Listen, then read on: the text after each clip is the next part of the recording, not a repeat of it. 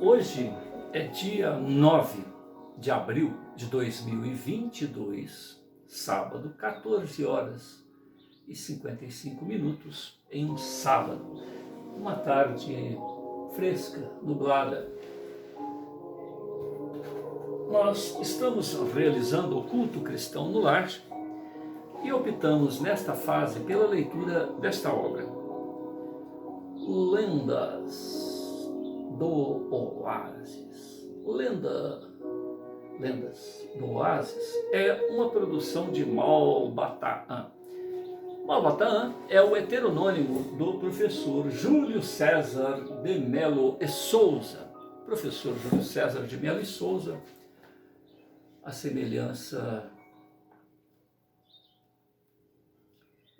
de outros indivíduos muito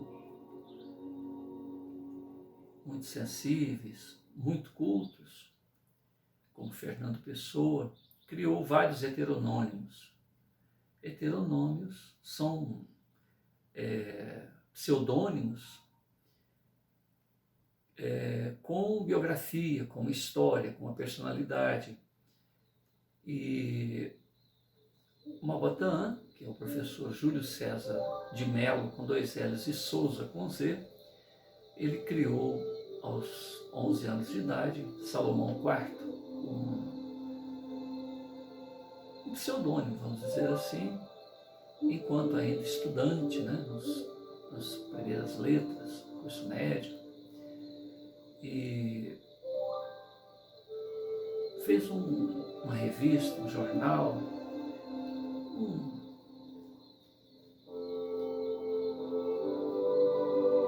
instrumento de comunicação entre os alunos durante o período em que estudava, fazia seus cursos.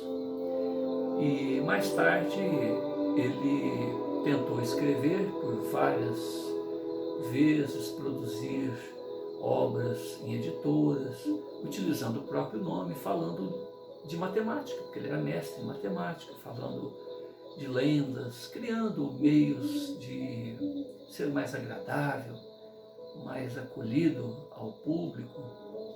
Inclusive chegou a colocar uma de suas obras sobre a mesa do editor, que pôs um peso de papel em cima, e o professor Júlio César observou que ele não tomou nenhuma providência, ele não recusou o trabalho do professor, mas também não tomou nenhuma providência, tanto que ele retornou lá, pegou o material que estava sob o peso, sobre a mesa, né?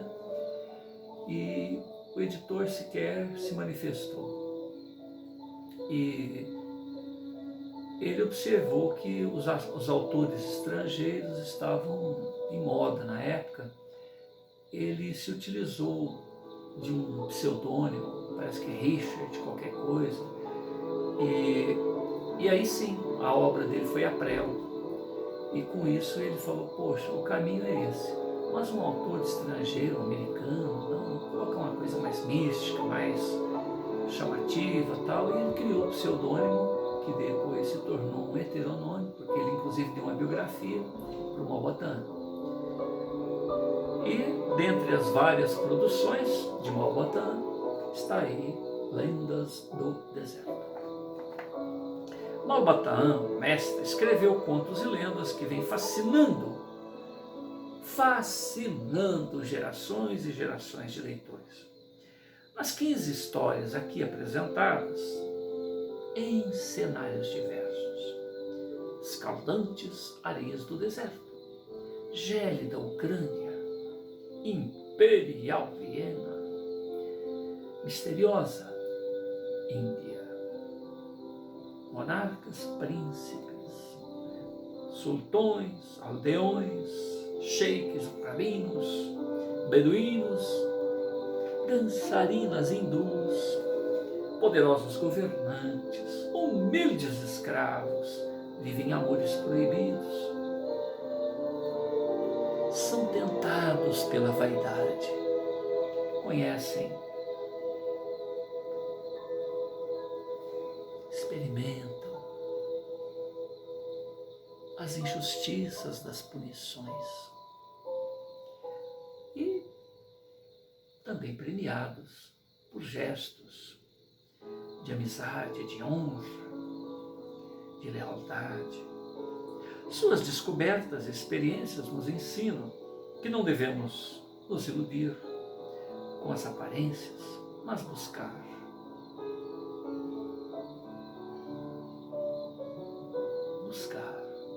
a sabedoria por meio da reflexão,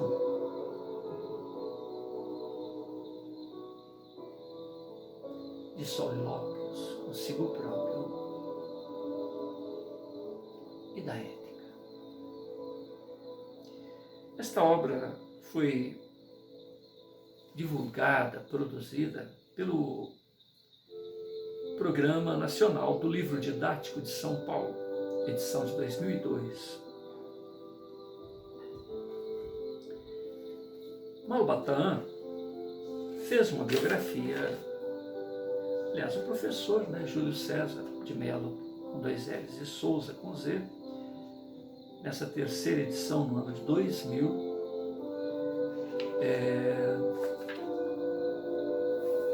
apresenta um sumário e uma biografia de Malba Tahan. Ali Yazid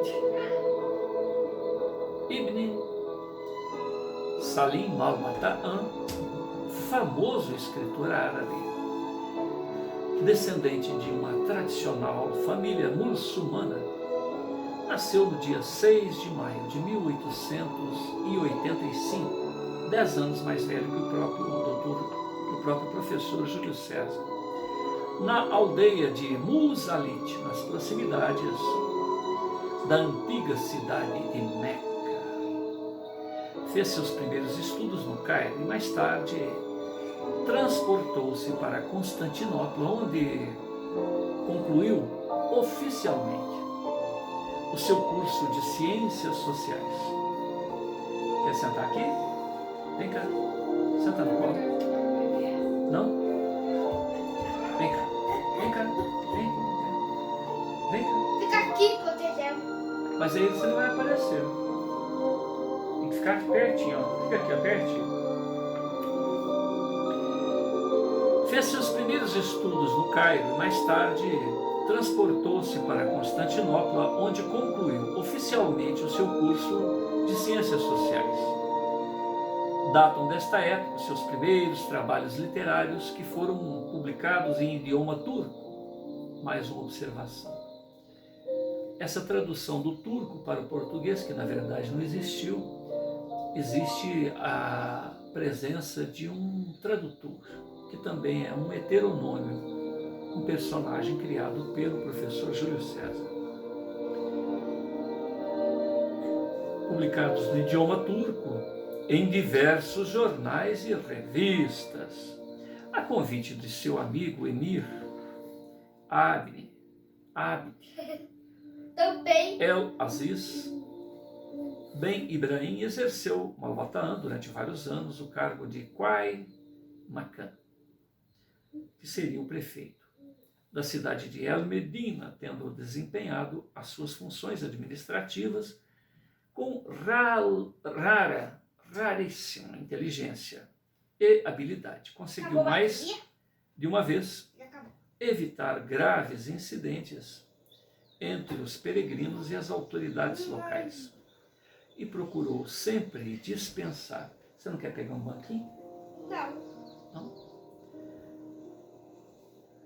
Conseguiu mais de uma vez evitar graves incidentes entre os peregrinos e as autoridades locais e procurou sempre dispensar valiosa e desinteressada proteção aos estrangeiros ilustres que visitam os lugares sagrados do Islã. Pela morte de seu pai em 1912, recebeu Malba Tahan uma grande herança. Abandonou então o cargo de Qai Makan, prefeito, que exercia em El Medina, e iniciou uma longa viagem através de várias partes do mundo. Atravessou a China, o Japão, a Rússia, grande parte da Europa, Índia e da Índia, observando os costumes, estudando as tradições dos diferentes povos. Entre suas obras mais notáveis, citam-se as seguintes: Ruba el-Khali, Al-Samir, Sama'ullah, Maktub, Lendas do Deserto, Mártires da Armênia e tantas outras. Malbatan foi ferido em combate em julho de 1921.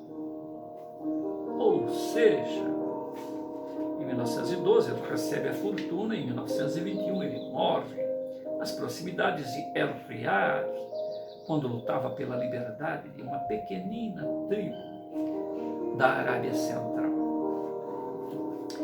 Malbatan faz uma dedicatória à amada. Escuta, ó beduína, escuta. Quando abandonastes a minha tenda, tomei do cálamo e escrevi seu nome na capa do meu alcorão. Yasra.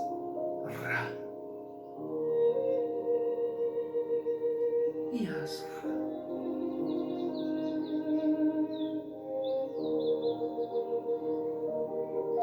Todos os dias,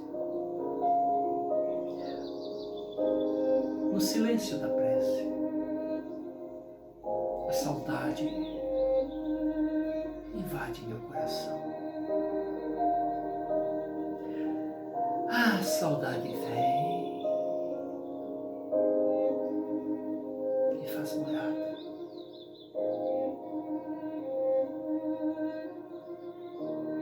Como o tigre dos juncais, bramindo, bramindo, bramindo.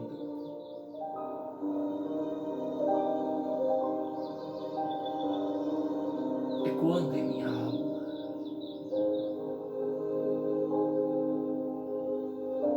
Essa Aleika, a minha promessa, ó beduína, ó Yasra, promessa que não foi feita, escrita na areia incerta do deserto.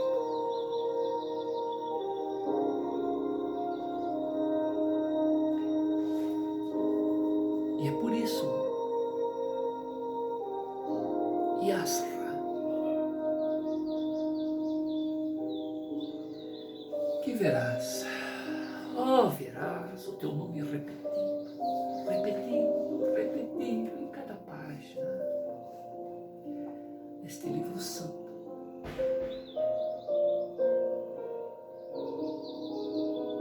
Só Allah sabe a verdade. Só Allah é testemunho.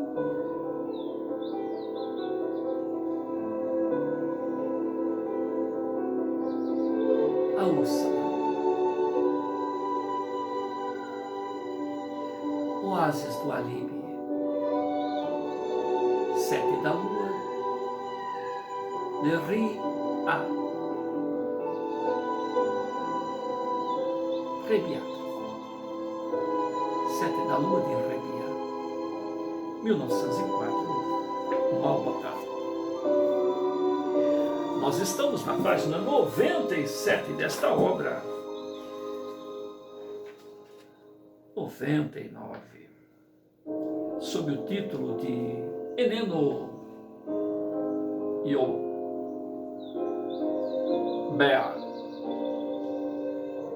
Eneno Iobea, uma lenda judaica.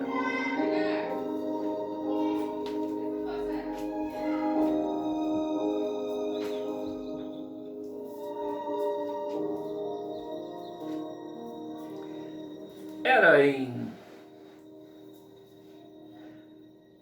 Iodivka, pequena aldeia da Ucrânia, quando o famoso país eslavo ainda se achava torturado pelo jugo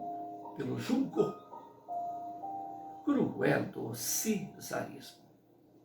Naquela noite, o velho e sombrio palácio de Puritz, príncipe, nome dado ao antigo governador de uma ou mais aldeias russas. O Puritz era senhor absoluto, tinha o direito de vida e morte sobre qualquer de seus súditos. No palácio do Puritz, enchera-se de alegres convidados. Sua Alteza, o príncipe Aleiko Burov, governador de Iodivka, oferecia aos fidalgos e burgueses mais ricos da aldeia o grande banquete com o que anualmente festeja o aniversário de seu poderoso amigo e protetor, o Tsar de todas as Rússias. A vodka corria com abundância. Os orgulhosos senhores, exaltados pelas contínuas libações alcoólicas, cantavam com voz rouca as velhas melodias dos camponeses russos, enquanto as raparigas e servos dançavam o Kamarenskaya, danças populares de camponeses russos. A Kazakh Choque era efetuada por meio de sapateados. Kamarenskaya. E o Kamarashok, que era o sapateado, né? Ao som das balalaicas, que era um instrumento de corda, vibradas pelas mãos ágeis dos artistas.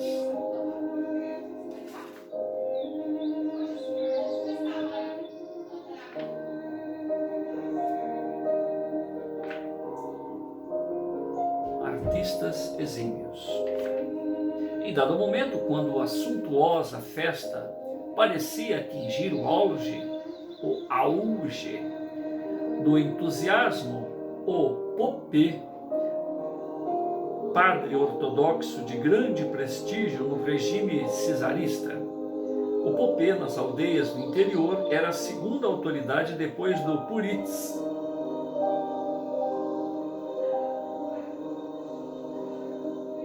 Em dado momento, quando a suntuosa festa parecia atingir o auge do entusiasmo, o Popê aproximou-se do príncipe Aleiko e disse-lhe: poderosa Alteza, poderia conceder-me agora permissão, já que por mim solicitada várias vezes para expulsar os judeus da nossa aldeia? Os israelitas, a meu ver, constituem uma população que, se não é prejudicial, pelo menos é completamente inútil.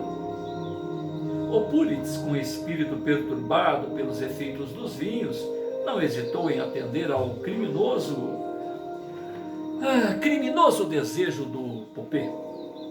E no mesmo instante, autorizou a expulsar os israelitas de Iodivka.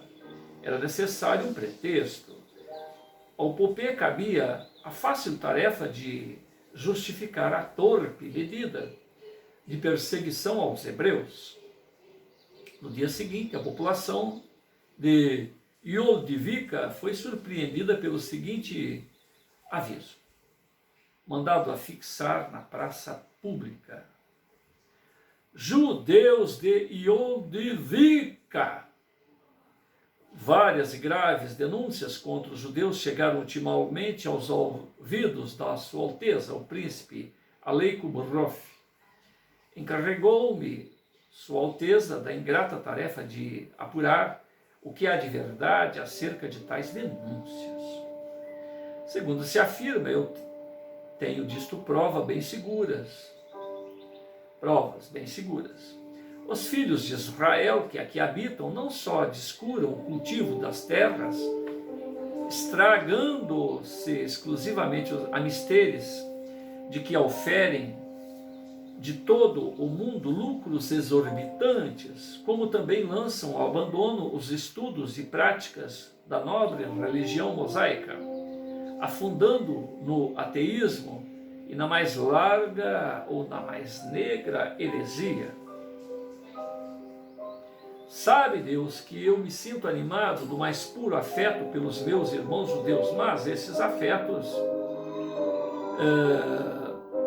caso os fatos sejam confirmados, ver-me-ei forçado com grande mágoa a expulsá-los de Iodivica. Para elucidar a questão, exijo que escolhais dentre vós, ó judeus, o mais hábil e instruído para ser por mim publicamente interrogado sobre o Talmud, coleção de leis, tradições, costumes compiladas pelos judeus. E se ele responder satisfatoriamente a todas as perguntas que eu lhe fizer, ficareis em paz. Porém, se o vosso emissário demonstrar ignorância de assuntos talmúdicos, sereis fulminados pelo desprezo de todos os homens de bem. Pois, em um povo que nem ao menos conhece sua lei fundamental, não tem o direito de se viver entre gente honesta, gente trabalhadora. Pope Ladislau, quem assina. Essa inesperada intimação do Pope causou o verdadeiro pânico entre os judeus de Iodivica. Era voz corrente por todos reconhecida que o Pope possuía invejável cultura filosófica, profundos conhecimentos teológicos e se notabilizara, além disso, pelos grandes estudos que fizera sobre o Talmud. O rabino, doutor israelita que explica a lei entre os judeus, Uziel, homem inteligente, culto, que pontificava no Et Adnesed, sala de estudos de Iodivica, não se sentia com coragem para discutir com Pope, sabendo que uma resposta em falso acarretaria a expulsão inexorável de todos os seus irmãos. E se o rabi não se apresentava, quem teria coragem de enfrentar o sábio ortodoxo? Os israelitas, em face de tal calamidade, em sinal de desespero, fizeram o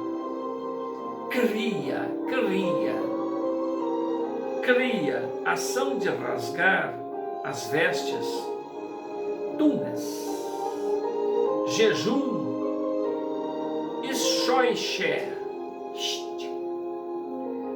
funcionário religioso, matador de galinhas, circuncisor,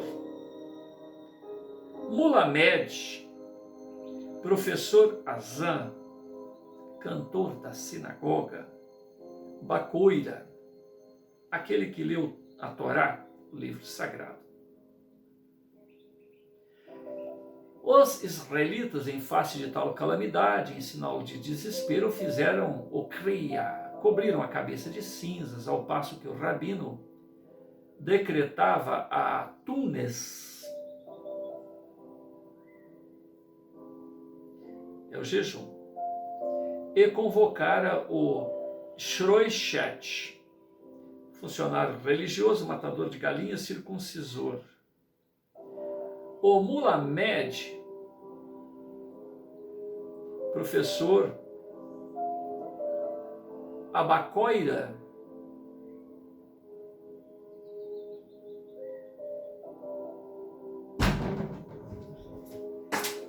e todos os vultos de mais prestígio da comunidade israelita para... Põe esse azul atrás, Bernardo, põe o azul, encosta o azul aí.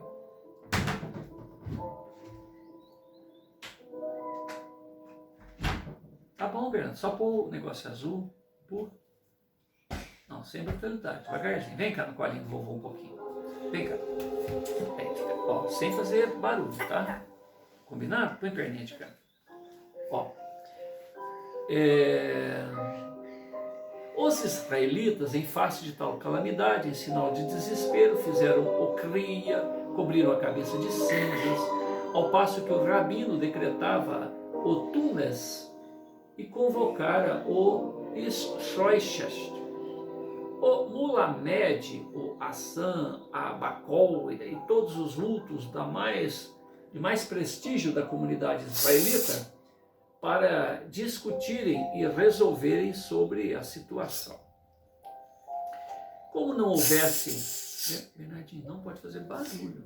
Barulho pode ser? Você pode fazer coisinha sem barulho, tá? Pode ser? Como não houvesse, porém, quem se julgasse capaz de assumir a grave responsabilidade de discutir com o Pope, dirigiram-se todos ao Et Adnesset.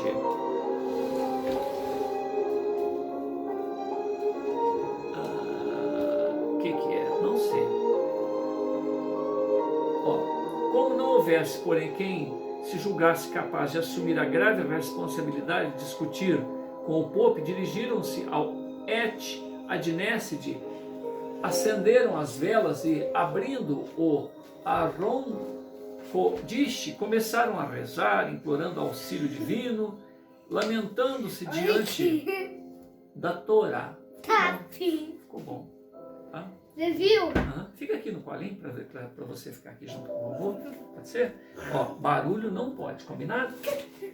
Posso continuar?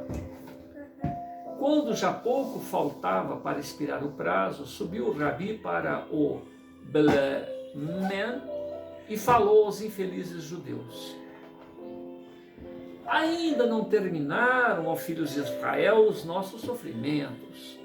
O Santo, judeus não pronunciam o nome de Deus quando se referem ao Criador, dizem o Santo. Quer experimentar mais uma vez a nossa resignação e fez cair sobre nós essa situação que é insustentável. Sinto-me perturbado e incapaz de discutir o Talmud com o Pope Ledislau. E dentre vós, quem teria coragem de enfrentar o nosso sábio e rancoroso inimigo? No grande silêncio que só era interrompido pelos débeis soluços das mulheres, fez-se uma voz: ouvir. Eu irei.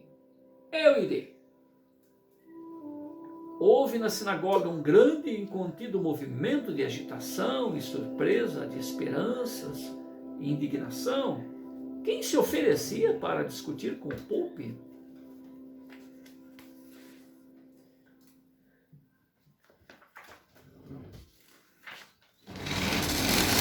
Nome dos judeus. O nome dos judeus. Aliás, quem iria discutir com o Pope em nome dos judeus, né? Era Eli, que um homem que andava desde a manhã até a noite a carregar água do rio para as casas. Eli que não passava de um tipo grosseiro, pouco inteligente, ignorante, quase analfabeto. E os que achavam perto do aguadeiro julgavam, barulho não pode ser? Não, obrigado. Os que se achavam perto do aguadeiro julgaram a princípio que se tratava menos de mistificação do que de uma pilhéria. que tiveram ímpetos de pô-lo no mesmo instante fora do recinto sagrado. O rabino, batendo com energia na mesa do Belemem, fez serenar o tumulto e interrogou Elique. Sabes o que está dizendo, ó aguadeiro? Sim, sei, irei, e hei de confundir o povo. Mas que sabes tu do Talmud? Deixe-me em paz. Sei alguma coisa que o Pope não poderá responder. Achou o Rabi que seria prudente não pedir sobre o caso maiores esclarecimentos ao aguadeiro, e crendo que o pobre Elique era um enviado divino para a salvação dos judeus, de Iodivica, assim falou: Ó meus irmãos de Israel, já vejo no Oriente luzir a esperança da salvação. Tenhamos fé que o Santo não nos desamparará. E chamando Mulamed, disse-lhe: vai anunciar ao Pope que já escolhemos o nosso representante e que ele pode preparar-se para receber-nos. Shalom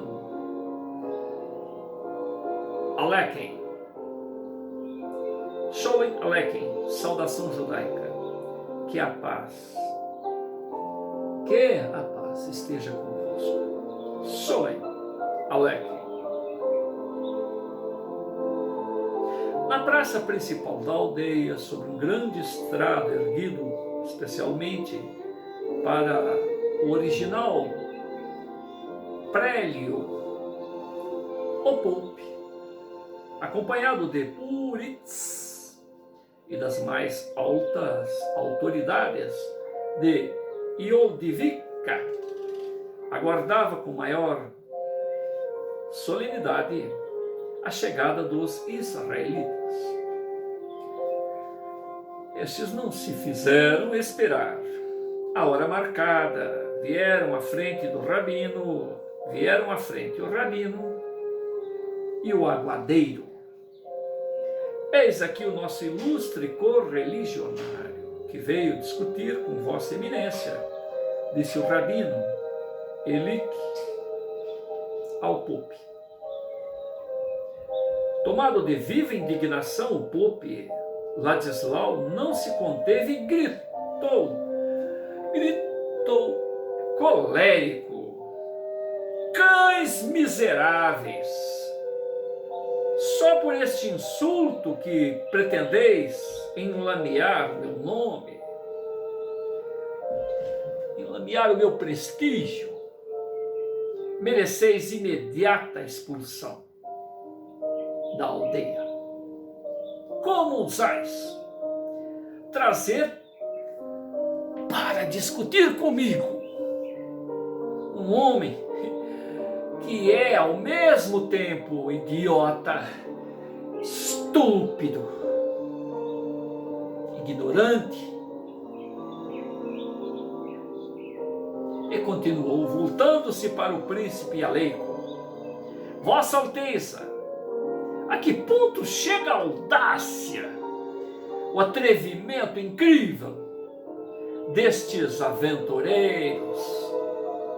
Querem que eu desça da minha posição para discutir o Talmud com um homem que mal sabe ler?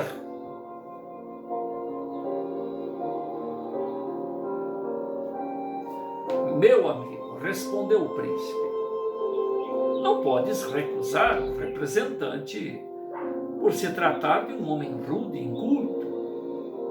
Mais fácil será a sua tarefa. Esmaga esse ignorante, e eu decretarei a seguir a expulsão de todos os judeus. E na verdade,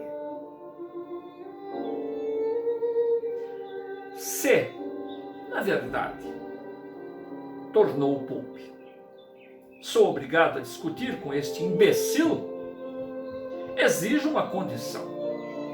Aquele que deixar de responder a primeira pergunta será degolado imediatamente.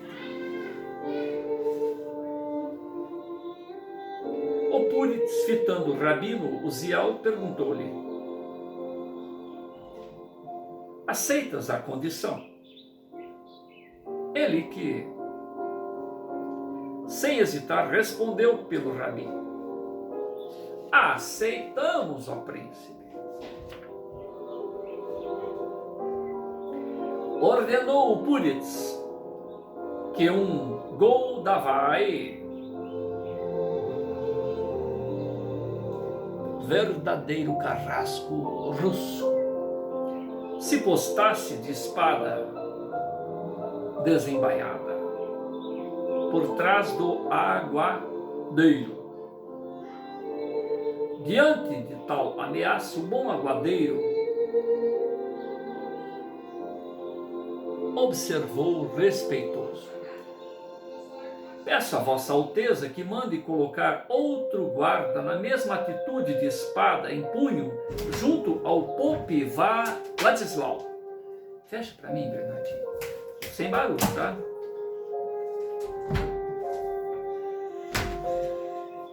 Cão atrevido! Gaguejou o Pope enfurecido. Julgas então que eu vou deixar sem resposta algumas de suas perguntas? Não passas de um imbecil? E para provar que nada receio de ti, cedo-te o direito de fazer a primeira pergunta. Fez-se grande silêncio. Os judeus acompanharam com indescritível ansiedade todas as peripécias daquela desigual ou daquele desigual certame do qual dependia a sorte de todos. Bernardinho, sem barulho, por favor, Bernardinho. Pode ser? Você ajuda um pouco? Não, você está falando que sem barulho, mas você está fazendo barulho aí. Pode ser? Você pode andar, mas sem barulho. Aí você está fazendo, como fica? O que foi? Está gravando barulho seu. Como fica? Você vai ajudar? Sim. Obrigado, tá? Obrigado, você é muito bom, sabia? Elique, o aguaceiro, perguntou. Então fez-se um grande silêncio, os judeus acompanharam com indescritível ansiedade todas as peripécias daquele desigual certame que dependia a sorte de todos. Elique, o aguaceiro, perguntou altivamente ao Pope: Pope, tu que afirmas saber tudo, dize-me, o que quer dizer eneno iodea? Iodea. Essa pergunta foi seguida de uma estrepitosa gargalhada por parte do Pope. Envergonha-te, estrião, imbecil! Isso não é pergunta que se faça? Ó cretino, eu sei. Se uma chuva de ouro caísse no meio da multidão, sem embargo de serem todos judeus, não teria causado o maior tumulto. Os israelitas expulsaram de júbilo o príncipe Aleico, interpretou o Pope com severidade. Cadê o negócio? Peraí, aqui. Cadê o negócio que você falou? Não, bem, o que você está fazendo? Deixa eu terminar. Não tem foto. Não, você vai ficar aqui, senta aqui, senta. Fica pertinho. Tem a foto. Então, a foto está aqui. Ó. Posso continuar?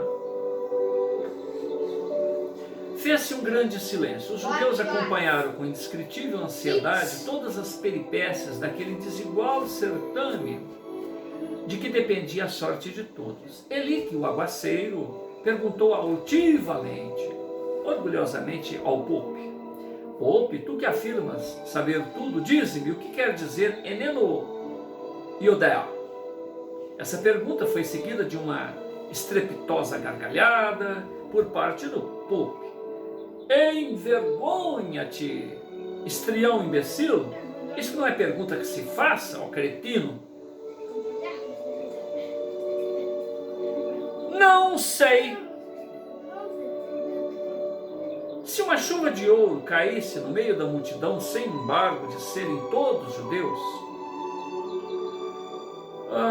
não teria causado maior tumulto. Os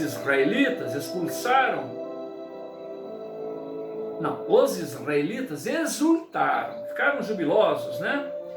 O príncipe Aleico interpelou o Pope com severidade.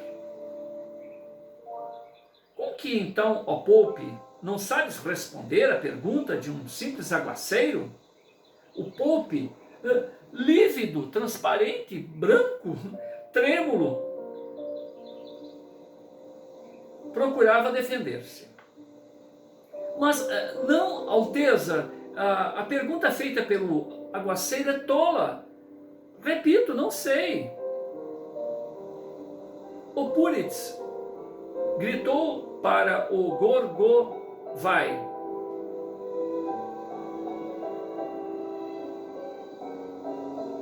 não se humilha impunemente um príncipe russo. Esse Pope é imbecil, é um impostor. Degolo. Impostor? É. Cadê o SUS? Cadê o... Não foi necessário repetir a ordem. Cadê o Com um impostor? golpe certeiro. Aqui. Cadê? Não tô vendo, não. Não, é porque o desenho está mal feito. Ó o desenho. Deixa eu ver. Aqui, ó. Pegou a espada. Ele é um impostor? É. Ele é um impostor do mal? Ele estava querendo judiado das pessoas e ele é que foi judiado. Não foi necessário repetir a ordem. Com um golpe certeiro, o gigantesco Gordovai fez a cabeça do Pope rolar pelo estrado e cair na areia da praça. O corpo do infeliz baqueou em seguida para tombar surdamente, espardanando sangue por todos os lados. Os judeus ficaram estarrecidos diante daquela cena brutal, inesperada. E o príncipe Aleico, dirigindo-se aos israelitas, disse-lhes: declaro minha palavra de nobre que de hoje em diante, enquanto Deus me der alento e força, os judeus poderão viver tranquilamente nesta aldeia. Havia, porém, uma circunstância que só os judeus conheciam, que, portanto, o Puritz e os Goi ignoravam. Eneno Goiodeia é uma expressão hebraica que significa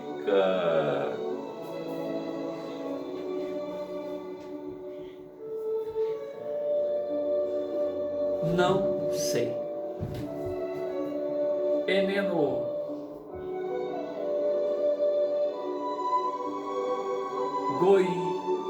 Goiodeia, não sei. O desfecho do caso trouxe grande alegria aos israelitas, que dirigiram logo ao Et Adnesed a fim de render graças ao Criador. Em certo momento, não podendo conter a curiosidade que espicaçava o Rabi Uziel, dirigiu-se ao aguaceiro e perguntou-lhe: dize-me, meu filho, como veio a lembrança fazer ao Pope aquela luminosa pergunta? com a maior naturalidade, respondeu o aguadeiro: tive há tempos nestas mãos um exemplar do Talmud, traduzido por um sábio rabi. Para todas as palavras dava o sábio uma significação, no que apenas para Eneno e Odeia ele declarava com a maior franqueza: não sei. Ora, se um grande rabino não sabia o que queria dizer Eneno e Odeia, de certo que o pope também não saberia. Só então os judeus cultos compreenderam que a absoluta ignorância de Elique lhe garantia os bens e a tranquilidade, pois nem ele próprio, que formulara a pergunta, sabia que Eneno e Odeia significa não sei. Bem dizia o Rabi Akiba: o santo o tenha entre os justos. Um sábio orgulhoso, quando transviado do caminho do bem, pode ser vencido pelo mais rude e ignorante. E repetindo, bem dizia o Rabi Akiba, que o santo os tenha entre os justos, que Alá o tenha entre os justos.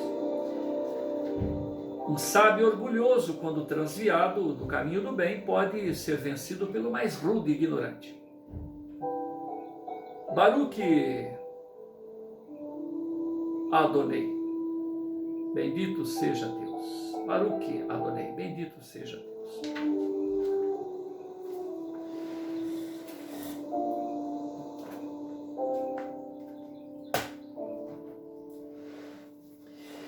Apenas um comentário. Não sei seria a resposta para o que foi perguntado. Não sei é a tradução da expressão judaica.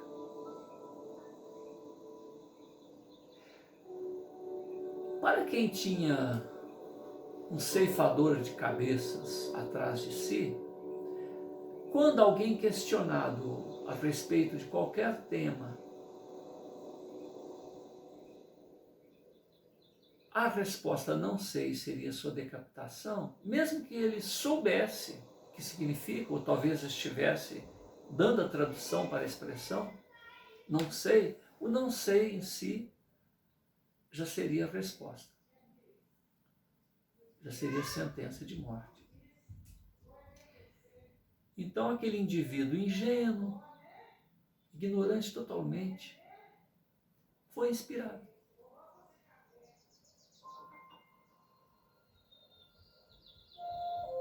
Eu poderia contar uma experiência pessoal.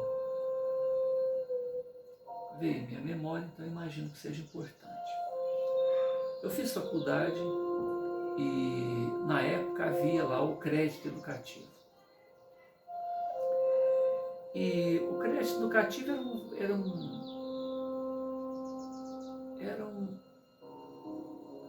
ele tinha um processo muito injusto de seleção. Era um processo hipócrita, mentiroso. Eu realmente tinha necessidades financeiras e eu não sabia que eu teria que parar de estudar, caso eu não tivesse conseguido nesta época. Durante 3 períodos, durante 1 ano e meio, eu tentei o crédito educativo e não consegui. Até que, apiedado de mim, um rapaz que fazia parte de um grupo seleto de pessoas financeiramente bem postas, pessoas que andavam de carro chique, roupa bonita, postura, porque a postura diz muito do que vai aqui dentro. Então, enfim, pelo que eu entendi, eram pessoas que não precisavam de crédito educativo, que tinham crédito educativo. Apiedado da minha situação, um indivíduo chegou para mim, era um indivíduo da cor negra. Então, por que eu digo que é da cor negra? Porque Porque geralmente o negro, de uma maneira geral, tem muitos problemas a serem solucionados, geralmente são mais apiedados, né? E quando ele ia comentar comigo, o outro, que era branco, carro, sabe aquele carro chique da época, carro do ano, alugou uma esquina lá para uma casa muito grande, próximo à faculdade, e eles tinham crédito cativo. E eu, que estava para parar meus estudos, não tinha. Então o indivíduo negro chegou para mim com certa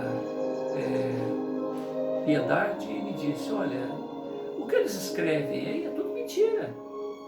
O indivíduo que estivesse nessa situação do que está escrito aí, ele não teria condição nem de estar aqui na faculdade. Como que o indivíduo está fazendo um curso superior, pagando uma alta soma que a faculdade cobra, a faculdade particular, ele não tinha nem condição de ter o que comer. E nós estávamos na época sabe aqueles planos tipo Collor, Sarney, aquela época que as coisas mudavam 3 vezes no dia, o preço era alterado. Então o cara não tinha nem o trabalho de arrancar a etiqueta, era uma em cima da outra, tinha 4, 5 etiquetas, uma em cima da outra, na mesma semana. E eu coloquei lá o valor correto, o valor certinho. Peguei o olerite do meu pai, do meu irmão. Eu não trabalhava na época, né? Eu oficialmente fazia biquinho, mas enfim, coloquei lá uma família de 10 pessoas, coloquei o salário de 2 e se eu colocasse mais, certamente seria negado o crédito educativo. Então eu coloquei lá e eu consegui. Passados 2 meses, 3 meses, a faculdade já estava rolando, né? Eu fui chamado a uma entrevista na Caixa Econômica Federal. E a pessoa que me atendeu era justamente também uma negra. Então olha que interessante. Um negro me falou que era para mim colocar valores a menos. O que seria valores a menos? No meu caso, eu não coloquei os salários de toda a família. Eu coloquei o salário do meu pai e de um dos irmãos. A gente, vamos deixar bem claro, a gente tinha uma situação financeira muito difícil. Mas, então eu estou comparando esse indivíduo negro, que tem uma situação boa financeiramente, e um branco que também tinha o crédito educativo. Então, como ele falou que eu não poderia escrever tudo que estava lá, eu deixei de colocar então o salário dos outros irmãos, que também era mais uns 2. Mas é importante eu citar o plano Collor, plano Sarney, esses planos que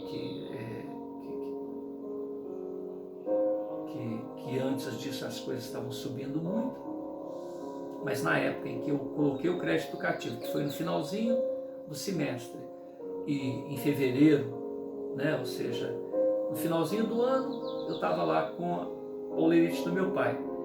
No começo do ano, 2 meses, 3 meses depois de ter começado as aulas, eu tinha que apresentar o olerite. O olerite que eu tinha era o olerite de fevereiro, mas como as coisas subiam várias vezes na semana, no dia às vezes, em fevereiro o salário do meu pai era muito diferente do salário dele, né, no final do ano anterior, quando eu fiz a proposta, o pedido do crédito educativo. Se eu colocasse o valor que ele estava atualizado, que seria um tanto a mais, já eu perderia o crédito educativo. É aí que eu quero chegar no fato que a gente citou aqui. A moça estava em frente a mim, uma senhora negra, só para a gente ver como é que a gente está sempre na mão de alguém, né? Um indivíduo negro vem e me dá uma dica: não coloca o salário de todo mundo, coloca menos. Só que o salário que a gente põe, se fosse verdade, ninguém teria crédito educativo, né? Mas tudo bem. A pessoa que teria condição de estar vivo, está sobrevivendo, se tivesse que anotar tudo que estava lá. E aí, em fevereiro, a moça veio me entrevistar e ela me perguntou, fez as perguntas e tal, e chegou um momento que ela me perguntou a respeito da comprovação dos valores que eu coloquei. Então eu peguei o olerite dos meus irmãos, entreguei para ele, não entreguei o olerite do meu pai. Porque se eu pegasse o olerite do meu pai atualizado, se eu apresentasse do dia da proposta, tudo bem. Mas como os valores atualizavam, então havia uma diferença de salário. Essa diferença já haveria, ela já negaria o meu pedido. Enfim, graças ao que eu vou dizer agora, eu abaixei a cabeça e falei para ela o seguinte, que o salário que estava faltando era o salário do meu pai. E não continuei o assunto. Eu fiquei com a cabeça abaixada, ela entendeu que o meu pai tinha abandonado a casa, enfim, que alguma coisa tinha acontecido. Ela fez uma pergunta, seu pai morreu? Eu falei, não. Aí ela entendeu que meu pai tinha abandonado a casa e ela autorizou o crédito educativo. Olha que interessante. Eu abaixei a cabeça. Eu não desmenti, porque não era essa. O olerite que estava faltando atualizado era do meu pai, mas não era isso que tinha acontecido. Você entendeu? O que eu disse é isso. O que estava faltando é o olerite do meu pai. Mas ela entendeu que estava faltando o olerite, mas eu não tinha como apresentar, que seria o olerite do meu pai que ele... Né? Eu fiquei pensando, eu não desmenti, eu fiquei quieto e consegui o crédito educativo. Então olha como a providência divina movimenta a gente, né? Movimenta as coisas. Depois eu retornei para a casa dos meus pais, eu estudava longe de casa, né?